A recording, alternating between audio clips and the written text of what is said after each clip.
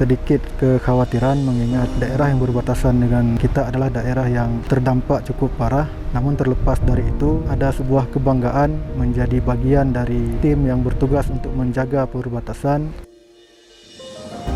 Perasaan bangga tersebut tentu mendorong kami untuk mempersiapkan diri, mengantisipasi kekhawatiran-kekhawatiran tadi sehingga harapannya tentu dapat berjalan secara maksimal. Keluarga mengingatkan untuk senantiasa menjaga diri, mempersiapkan sebaik mungkin apa yang dibutuhkan di dalam melaksanakan tugas.